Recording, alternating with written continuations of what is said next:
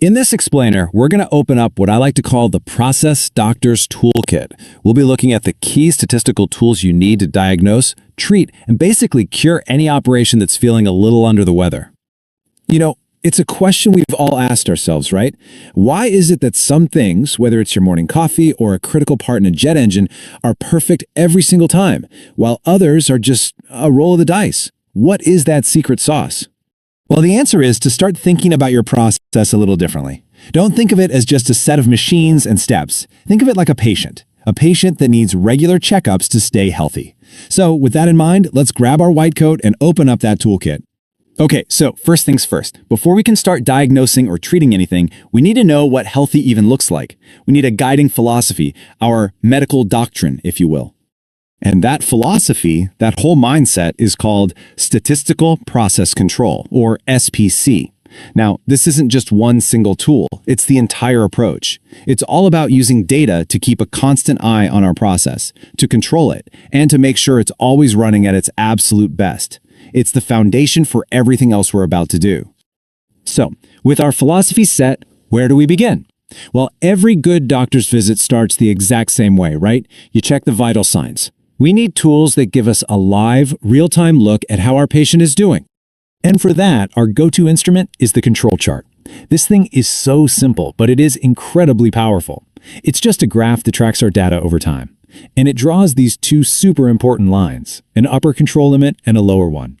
Its whole job is to tell us, just by looking at it, if our process is stable and predictable. The best way to think about it is like a heart monitor in a hospital. Seriously. As long as that heartbeat, our data points, is bouncing along nicely between those upper and lower limits, everything's cool. The patient is stable. But the moment a data point spikes up or drops down past those lines, well, that's when the alarms go off. We know we've got a problem we need to look at right now. And that brings us right to the next phase. The alarm is blaring, the vital signs are all over the place. We know something's wrong. But what is it? It's time to put on our detective hat and diagnose the problem. And this is where things can get really overwhelming. In any complex process, there could be dozens, maybe even hundreds of things that could be causing the issue.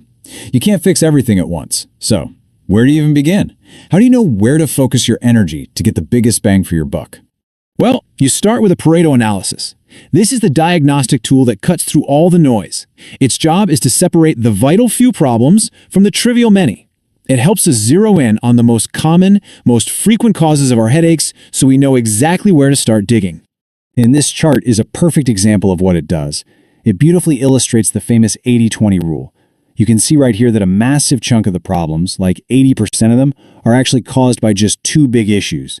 So instead of wasting time on those smaller bars, the team knows to focus all their energy on material flaw and operator error. That's how you make a real impact. Okay, so our Pareto chart has given us a prime suspect.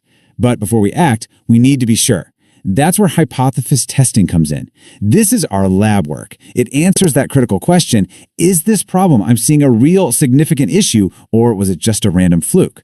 It gives us the statistical proof we need to say with confidence, yep, that's the one. That's our root cause. All right, mission accomplished.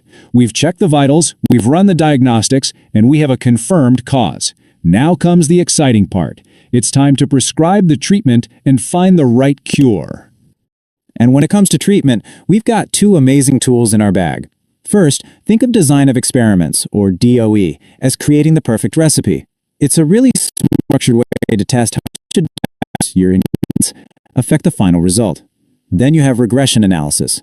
If DOE is the recipe, regression helps you understand the exact science of the dosage. It finds the precise relationship between variables so you can predict what will happen if you tweak one of them. They work together perfectly. Okay, so we've administered the cure. The process seems to be running better. The patient feels good. But how do we know for sure that the treatment worked? It's time for that final follow-up appointment, the official report card. And that final exam is called a capability analysis. Now, this is a big step up from our control chart, which just told us if we were stable. This is the ultimate test. It answers the one question that really matters. Is our healthy, stable process actually capable of consistently making products that meet the customer's strict quality standards day in and day out? So there you have it. The entire process doctors visit from start to finish. We started by monitoring the vitals using control charts. When something went wrong, we diagnosed the root cause with Pareto analysis and confirmed it with hypothesis testing.